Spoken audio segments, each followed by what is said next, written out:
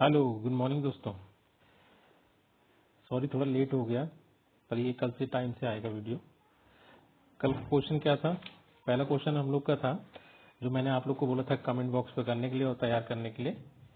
Jawaharlal Nehru port authority, ये मैं बताऊंगा। ये जवाहरलाल, मैं अपनी तरफ से बता देता हूँ। जवाहरलाल नेहरू पोर्ट अथॉरिटी जो है, ये नवी मुंबई में है, और ये इंडिया में जितने भी पोर्ट हैं उनका लगभग 50% जो कंटेनर कंटेनर कार्गो वॉल्यूम है उसका 50% ये अकेला कैरी करता है। और इसका अगर देखिए, कमीशन हुआ था ये 1989 में। और अगर आप टॉप के वर्ल्ड मतलब वर्ल्ड में इसकी रैंकिंग देखोगे तो ये 26 रैंक में आता है, टॉप 100 में। और कम से कम इसके 200 पोर्ट्स जो ऑल ओवर वर्ल्ड हैं उसमें इसके कनेक्शन है। और दूसरा क्वेश्चन मैंने आपको एक मैथ का दिया था, जिसमें आपको जो ये शेडेड पोर्शन था इसका एरिया निकालना था। तो अगर आप ध्यान देंगे, इसमें ये जो एक स्क्वायर है, अगर इस स्क्वायर में दो सेमी सर्कल का एरिया आप माइनस कर देंगे, जैसे आप मान लीजिए ये वाला जो सेमी सर्कल है इसका और इसका एरिया माइनस कर देंगे, तो आपके पास एक ये एरिया आ जाएगा, एक ये एरिया आ जाएगा। वैसे ये और ये चारों एरिया आ जाएगा। फिर इन्हीं चारों एरिया को आप स्क्वायर के एरिया से माइनस कर देंगे, तो इसका आंसर आएगा 57 सेंटीमीटर स्क्वायर। चलिए दोस्तों, आज 24 जनवरी 2025 में आपको जाके पता करना है प्लेस में एक क्रोशिया के बारे में। और दूसरा एक मैथ का क्वेश्चन है जिसमें find the number of triangles है। ये ट्रायंगल का शेप दिया, इसमें कितने नंबर ऑफ ट्रायंगल्स है ये पता करना है आपको।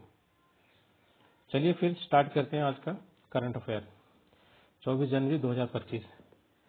तो सबसे पहला खबर है कवचम। कवचम क्या है? कि डिजास्टर रिस्क वार्निंग सिस्टम है। इसको केरला की तरफ से किया गया है। मतलब एक वार्निंग सिस्टम है, जैसे कि मान लो अगर कोई वार्निंग डिजास्टर आ रहा है तो उसके लिए पहले से एक वार्निंग दिया जाएगा। ठीक है। और लॉन्च किया गया केरला गवर्नमेंट की तरफ से। अब केरला की तरफ से लॉन्च किया गया है, तो अब हम लोग जानते हैं केरला के बारे में क्या क्या है। केरला अगर आप देखेंगे दो चीज के लिए फेमस है, एक तो लिटरेसी रेट के लिए और दूसरा सेक्स रेशियो के लिए। अब केरला आप देख लीजिए, इसमें जो है लड़कियों की, मतलब अगर सेक्स रेशियो देखोगे तो 1084 लड़कियां हैं 1000 लड़कों पे। और उसके बाद लिटरेसी रेट आप देखेंगे तो 96.2% है। मैक्सिमम लिटरेसी रेट है इसका। अब आप बाकी चीज इसमें देखिए। हाँ, एक कवचम का फुल फॉर्म भी है। फुल फॉर्म इसका है Kerala warning crisis and hazard management system. अब देखिए, केरला का बेसिक चीज तो आप जानते होंगे, पर तब भी मैं बता देता हूँ। जैसे कैपिटल तो आप जानते हो, तिरुवनंतपुरम हो गया। सीएम इसके हैं पिनरई विजयन। उसके बाद गवर्नर जो है इनके राजेंद्र अर्लेकर हैं। अब इसमें असेंबली सीट्स कितनी है? 140 सीट्स हैं असेंबली की। राज्यसभा सीट अगर आप देखेंगे इसमें तो 9 राज्यसभा सीट है केरला में, और 20 जो है लोकसभा सीट है। अब देखिए कुछ फेमस इसके नेशनल पार्क आप देखेंगे, जैसे कि अनाईमुड़ी सोला नेशनल पार्क हो गया, मट्टिकेटन नेशनल पार्क हो गया, पम्बडम सोला नेशनल पार्क हो गया, साइलेंट वैली हो गया, अरविकुलम हो गया, पेरिया नेशनल पार्क हो गया। और कुछ फेस्टिवल भी यहाँ मनाए जाते हैं, काफी फेमस है, जैसे थेयम हो गया, थिरुसुरपुरम हो गया, ओनम हो गया। ये इसके काफी फेमस फेस्टिवल है जो यहाँ पे मनाए जाते हैं। उसके बाद दूसरी खबर है, आप देखेंगे दीनदयाल उपाध्याय कृषि मजदूर कल्याण योजना। ये कुछ नहीं है, जो भी भूमिहीन किसान है ना या फिर मजदूर हैं, उन लोगों को इसके थ्रू 10,000 रुपए प्रतिवर्ष एक फाइनेंशियल हेल्प दी जा रही है। अब ये किसके द्वारा दी किया गया लॉन्च? ये छत्तीसगढ़ गवर्नमेंट के द्वारा लॉन्च किया। अब देखिए छत्तीसगढ़ आ गया। अब छत्तीसगढ़ के बारे में एक बेसिक नॉलेज तो होना चाहिए। अब उसके लिए आप देखिए, कैपिटल क्या है ये तो आप जानते होंगे, रायपुर है। सीएम विष्णुदेव साई है, गवर्नर रमेन डेका। मैं इसको इसलिए करा रहा हूँ ताकि बेसिक क्वेश्चन भी अगर आपका वनडे एग्जाम में आए तो कम से कम आप सही करके आए। और जब रेगुलर आप एक चीज को बार बार सुनते रहेंगे तो आपको याद हो जाएगा। फिर तीसरा आप देखिए, first international Olympic research conference ये कहाँ लगा? ये लगा गांधीनगर गुजरात में। किस चीज के लिए? इस चीज के लिए सोचने के लिए, मतलब डिस्कशन करने के लिए कि जो 2036 में ओलंपिक होगा, क्या हम उसको करवा पाएंगे, क्या व्यवस्था होगी, क्या हम लोग को इंतजाम करना पड़ेगा, इन सब चीजों में डिस्कशन करने के लिए ये एक कॉन्फ्रेंस की गई है, जो कि गांधीनगर गुजरात में पहली है। ये इसलिए इम्पोर्टेंट है, ध्यान रखना। उसके बाद आप चौथा खबर देखिए। चौथा खबर क्या? झारखंड, मैंने सोचा न्यूज में था तो झारखंड में मतलब न्यूज उसमें काम का नहीं था, तो पर ये है कि एटलीस्ट आप इसका सीएम तो जान लीजिए, हेमंत सोरेन साहब हैं, और उसके गवर्नर है संतोष गंगवार। उसके बाद महाराष्ट्र में भी खबर थी, पर न्यूज उतनी इंपॉर्टेंट नहीं लगी, पर एटलीस्ट महाराष्ट्र के बारे में आप जानिए। सीएम इसके देवेंद्र फडणवीस हैं, गवर्नर सीपी राधाकृष्णन है, डैम यहाँ पे उजानी डैम हो गया, जैकवाड़ी हो गया और कोयना डैम हो गया। टाइगर रिजर्व इसमें नवेगांव हो गया, नागजीरा हो गया, सयाद्री हो गया। सयाद्री काफी इंपॉर्टेंट है, ये ध्यान रखिएगा। और तड़ोबा हो गया, अंधेरी बोर हो गया। उसके बाद देखिए पराक्रम दिवस। पराक्रम दिवस हम हर साल 23 जनवरी को मनाते हैं, पर ये स्टार्ट हुआ था 2021 से। ये जान लीजिएगा, 23 जनवरी को मनाते जरूर है, पर स्टार्ट इसका मनाने का 2021 हुआ है। ये क्यों होता है? क्योंकि इसी दिन 23 जनवरी 1897 को उड़ीसा में हमारे सुभाष चंद्र बोस जी का जन्म हुआ था। अब सुभाष चंद्र बोस जी आ गए हैं तो इनके बारे में जानना जरूरी है। सुभाष चंद्र बोस जी कौन है? अब इनको देखेंगे, इनका बर्थ हुआ था, फ्रीडम फाइटर थे ये भी, और इनका बर्थ उड़ीसा में हुआ था। और बाकी 1938 में ये पहली बार कांग्रेस के प्रेसिडेंट बने थे, वो हरिपुर सेशन में। और नेक्स्ट ईयर जो कांग्रेस सेशन हुआ था, जो कि त्रिपुरी सेशन था, वहां पे भी प्रेसिडेंट बने थे, पर कुछ मतभेद हो गया था गांधी जी के साथ, इसीलिए इन्होंने उसको रिजाइन करके फॉरवर्ड ब्लॉक नाम का इन्होंने भी अपना एक खोल लिया पॉलिटिकल पार्टी। उसके बाद 1943 में ये कमांडर इन चीफ बने थे आईएनए के, मतलब आजाद हिंद जो फोर्स होती है। उसके बाद इन्होंने ही रानी झांसी रेजिमेंट का मतलब स्टार्ट किया था। एक रेजिमेंट स्टैब्लिश की थी जिसमें सिर्फ लड़कियां थी, लेडीज लोग, वुमन थी। और इनको कहा जाता है, गांधी जी के द्वारा इनको कहा गया है पैट्रियट्स ऑफ पेट्रोस, मतलब देशभक्तों में देशभक्त जो है वो है सुभाष चंद्र बोस। उसके बाद सातवीं खबर आप देखोगे स्क्रैमजेट इंजन। स्क्रैमजेट इंजन कुछ नहीं है, मतलब ये जो हवा में ऑक्सीजन होता है उसको यूज करता है अपने इंजन को चलाने के लिए। ये टेस्ट किया गया है डीआरडीएल के द्वारा। डीआरडीएल क्या है? Defence research and development laboratory है। ये कहाँ पे है? हैदराबाद में है। किसके अंडर में है? ये डीआरडीओ के अंडर में है, जिसका हेडक्वार्टर, किसका हेडक्वार्टर? डीआरडीओ का हेडक्वार्टर न्यू दिल्ली में है। और ये इसकी स्थापना कब हुई थी? 1958 में। ये ध्यान रखिएगा, काफी इंपॉर्टेंट क्वेश्चन है, ये आता है अक्सर एग्जाम में। और चेयरमैन जो थे इसके, जो है अभी, समीर वी कामत। अब आप देखेंगे स्क्रैमजेट इंजन होता क्या है। ये स्क्रैमजेट इंजन यूज होता है हाइपरसोनिक मिसाइल बनाने के लिए। हाइपरसोनिक मिसाइल आप समझ जाओगे, जिसमें मतलब मैक 5 स्पीड होती है। मतलब मैक 5 मतलब जिसकी स्पीड जो होगी वो ध्वनि, मतलब स्पीड ऑफ साउंड से कम से कम नहीं, उससे ज्यादा ही होगी। मतलब ग्रेटर देन स्पीड, मतलब Mach 5 speed of 5 times speed of sound, 5400 kilometre प्रति घंटे की रफ्तार। उसके बाद आठवीं खबर आप देखिए, central tobacco research institute, headquarter इसका आंध्र प्रदेश में है। 1947 में स्टैब्लिश हुआ था। इंपॉर्टेंट क्या है इसमें न्यूज दिया है कि इसको रीनेम कर दिया गया है। इसको रीनेम कर दिया गया as a national institute for research on commercial agriculture. इसको इस नाम से इसलिए रिसर्च कर मतलब रीनेम कर दिया क्योंकि इसमें 4 और क्रॉप जो है वो ऐड कर दी गई है, जैसे टर्मरिक हो गया, चिली हो गया, कास्टर एंड अश्वगंधा, इसलिए इसका नाम चेंज कर दिया गया। और किसके द्वारा चेंज किया गया, ये बहुत इंपॉर्टेंट है, इसको ध्यान रखिए। ये किया गया है Indian council of agriculture research. ठीक है। अब तंबाकू के बारे में आप जान लीजिए। इंडिया में ग्लोबली अगर देखेंगे तो इसकी रैंक सेकंड आती है तंबाकू प्रोडक्शन में। और उसके बाद अगर स्टेट वाइज देखेंगे तो इसमें आंध्र प्रदेश हो गया, गुजरात हो गया, कर्नाटका हो गया, तमिलनाडु, ये सब इसमें आते हैं। अब आईसीएआर के बारे में जान लीजिए। स्टैब्लिश हुआ था 16 जुलाई 1929, ये है। चलिए आगे जाते हैं। नाइन्थ खबर जैसे न्यूज में है कृष्णा रिवर। अब न्यूज उतनी इंपॉर्टेंट थी नहीं, पर यह है कि आपको एटलीस्ट कृष्णा रिवर के बारे में जानना जरूरी है। अब कृष्णा रिवर आप जान लीजिए, इंडिया की तीसरी सबसे लंबी नदी है गंगा और गोदावरी के बाद। इसको कृष्णा वेनी भी कहा जाता है साउथ में। और इसका ओरिजिन जो है आप महाबलेश्वर जान लीजिए, वेस्टर्न घाट में। ठीक है। अब फ्लो कहाँ करती है? महाराष्ट्र में करती है, कर्नाटक में करती है, आंध्र प्रदेश में करती है और तेलंगाना में करती है। उसके बाद इसकी मेजर ट्रिब्यूटरीज कौन सी? घाट प्रभा हो गया, माल प्रभा हो गया, भीम रिवर हो गया, तुंगभद्रा रिवर हो गया, मूसी रिवर हो गया। काफी इंपॉर्टेंट रिवर है कृष्णा रिवर। इसलिए इंपॉर्टेंट है क्योंकि काफी हिंदू के जितने त्योहार हैं, कितने कुछ मतलब होली प्लेसेस हैं इसके किनारे में हैं।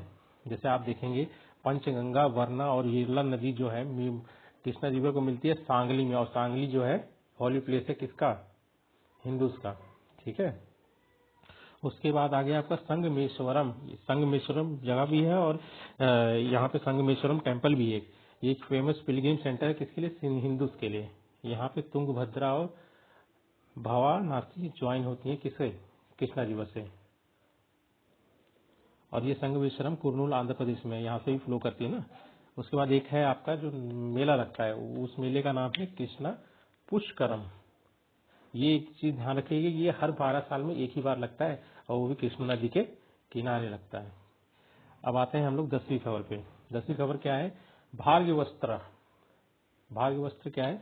ये डेवलप किया गया है इकोनॉमिक एक्सप्लोसिव लिमिटेड के मतलब कंपनी है, इसके द्वारा ईईएल के द्वारा इसको डेवलप किया गया है। ये इंडिया की indigenously made first micro missile system है जो कि स्वार्म ड्रोन्स को काउंटर करेंगे। स्वार्म ड्रोन्स कौन से होते हैं? स्वार्म ड्रोन्स मतलब जैसे कि एक साथ बहुत सारे ड्रोन्स मतलब एक ही साथ मतलब एक साथ कम्युनिकेट करके कोई चीज जो करते हैं उन सबको मतलब उन सबको उससे प्रोटेक्शन करने के लिए माइक्रो मिसाइल सिस्टम है ये पहला, ताकि अगर मतलब ग्रुप में अगर आए, ग्रुप में कोऑर्डिनेट करके ड्रोन्स आए तो उसे बचा सकें। अब ये इंडिजिनली डेवलप्ड बाय इंडिया है और hit target at over 2.5 kilometre. इसकी डिटेक्शन कैपेसिटी मतलब ये 6 किलोमीटर तक जान लेता है कि वहां पे कुछ है, कुछ ऐसा कुछ है। उसके बाद first counter drone system that uses micro missile. ठीक है, अब देखिए मैंने जो स्वार्म मिसाइल ड्रोन बताया वो क्या है, इसका फुल फॉर्म है स्वार्म का, smart war fighting array of reconfigured modules coordinates at least 3 से 1000 मतलब एक साथ कोऑर्डिनेशन होता है, कम से कम नहीं 3 से लेकर 1000 ड्रोन एक साथ कोऑर्डिनेट किए जाते हैं इसके मतलब किसी भी मिशन को परफॉर्म करने के लिए। मिशन कुछ भी हो सकता है, जैसे मतलब वाइल्ड लाइफ को कंट्रोल करने के लिए, डैमेजेस कंट्रोल करने के लिए, है ना। उसके बाद आप देखिए 11वीं खबर देखिए। 11वीं खबर क्या है? अब खबर इतनी मैटर नहीं कर रही है, पर मेन मैटर कर रहा है आपका वर्ल्ड इकोनॉमिक फोरम होता क्या है। एक्चुअली क्या ये रिपोर्ट दे रहा है बस, और बाकी कौन सी रिपोर्ट दे रहा है मैंने आपको बताया था। अब ये देखिए स्टैब्लिश कब हुआ था? 1971 में। फाउंडेड बाय, ये जरूरी है, क्लाउस स्वाब, इसने फाउंड किया। ये इकोनॉमिस्ट भी था और एक इंजीनियर भी था, जर्मन का। ठीक है, इसका हेडक्वार्टर वर्ल्ड इकोनॉमिक फोरम का है जिनेवा में, स्विट्जरलैंड। 2015 में recognised as international organisation. Establish हुआ था 1971 पर, ध्यान रखिएगा 2015 में इसको रिकॉग्निशन मिला था एज ए इंटरनेशनल ऑर्गेनाइजेशन। ठीक है, और इसी कुछ मतलब ये रिपोर्ट है जो ये हर मतलब ये रिपोर्ट इसके द्वारा निकाली जाती है, जैसे global competitiveness report, global information technology report, global gender gap report, global risk report, global travel and tourism report, global enabling trade report. ठीक है, अब देखिए 12वीं खबर। 12वीं खबर है डार्क ऑक्सीजन। अब डार्क मतलब डार्क ऑक्सीजन का खोज किया गया। अब क्या किया, किस साइंटिस्ट ने किया, ये आपके लिए इंपॉर्टेंट नहीं होगा, इंपॉर्टेंट आपके लिए कि डार्क ऑक्सीजन होता क्या है। अब आप तक हम लोगों ने क्या सुना है कि ऑक्सीजन कैसे बनता है, फोटोसिंथेसिस प्रोसेस से, और वो भी सनलाइट के प्रेजेंस में। पर ये डार्क ऑक्सीजन बिना सनलाइट के, बिना फोटोसिंथेसिस प्रोसेस के बनती है। ठीक है, अब इसमें क्या होता है, इसमें प्रोसेस जो होता है वो होता है इलेक्ट्रोकेमिकल एक्टिविटी, जिसमें क्या होता है वाटर में जो H2O होता है, हाइड्रोजन और ऑक्सीजन मॉलिक्यूल होता है, उसको स्प्लिट हो जाता है इस प्रोसेस के द्वारा।